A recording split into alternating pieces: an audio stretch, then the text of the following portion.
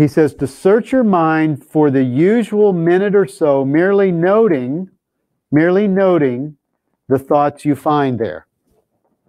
Name each one by the central figure or theme it contains and pass on to the next. Introduce the practice period by saying, I seem to be thinking about blank.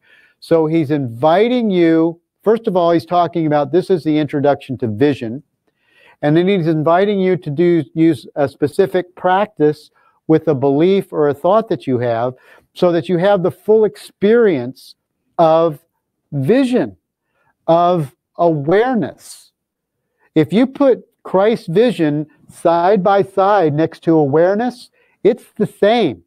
It just has a different name. But awareness is the experience that we are all looking to locate ourselves as the knowing of the experience that we're having all the time. If you are resting in God, let me be still and listen to the truth. In the stillness, you're not looking for the stillness. You're looking for the awareness of the stillness. You're looking for the awareness of the experience that is occurring. And he starts with looking at this and looking at that, and then he moves you to the experience of noticing your thoughts, and then he moves you to the experience of noticing your sensations, your emotions. He's using all of these myriad of exercises so that you can come to the experience of Christ's vision, which is just the experience of awareness, pure presence.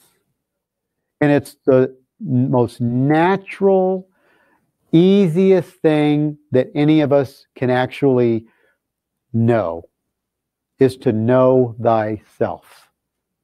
And when you know thyself, when travesty happens to your life, when experiences happen that seem to be chaotic, like somebody said they wanted to talk about maintaining personal peace with outer world chaos or chaotic.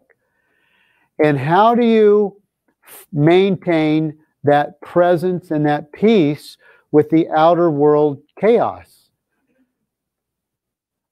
There's only, in my mind, there's only one way. Be still. Abide as awareness. Abide as presence.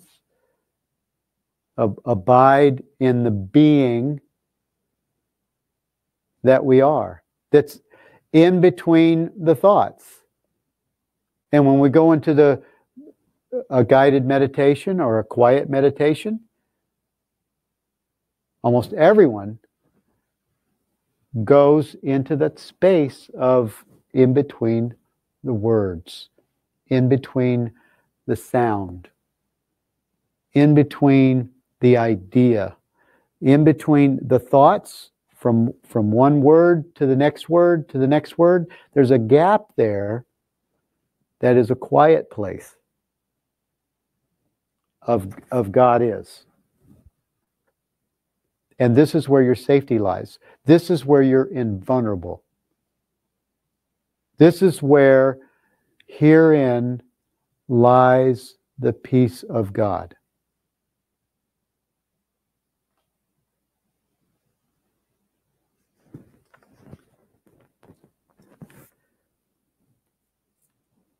A few people wrote in saying that they would like to have a topic about forgiveness, staying in our natural state, forgiveness and resentment, how to quiet the mind. And there's a great section in the text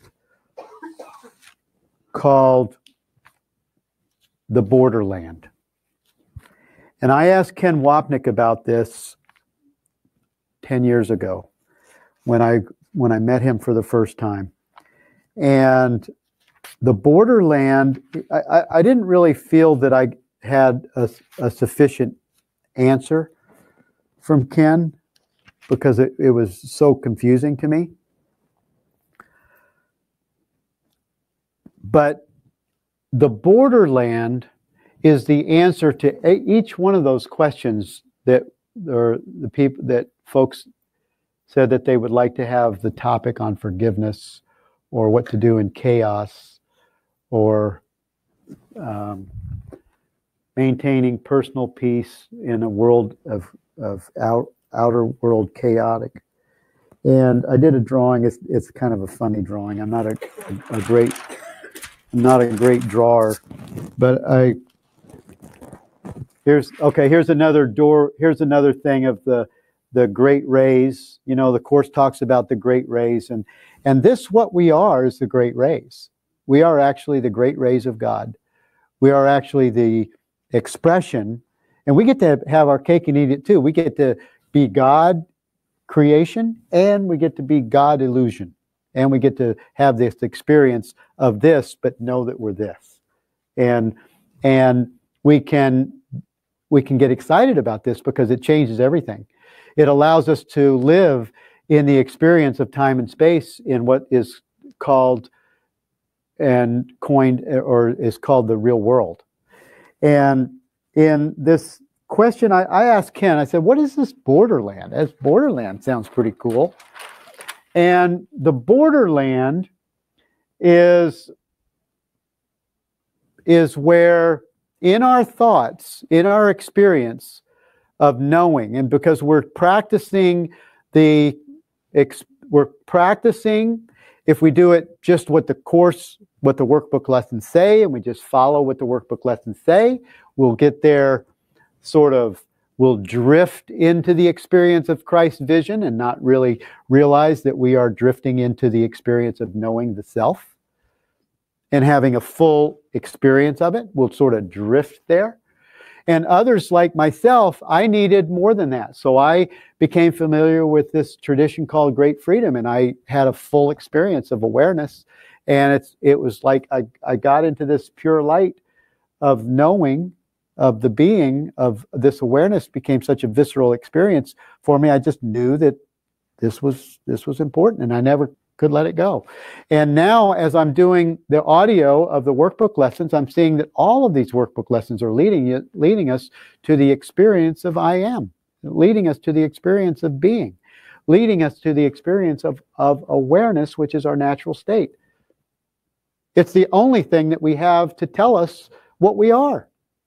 It's the only thing where we actually have proof. We don't have to believe it. We experience awareness. It's a full experience. You don't have to read about it to have the experience. You know it. And knowing it is where perception dissolves into knowledge.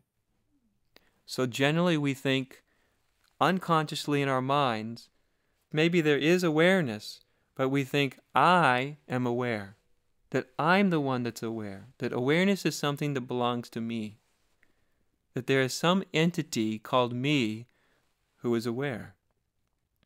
And when we start to investigate this meditatively, quietly, simply, we also start to see that while there is awareness, that we can't find the I or the me who is aware. That we start to see that this is an assumption that the mind has been taught to make, that I am the one that's aware. And then when you turn inside and look for who's aware, what is aware, you can't find it.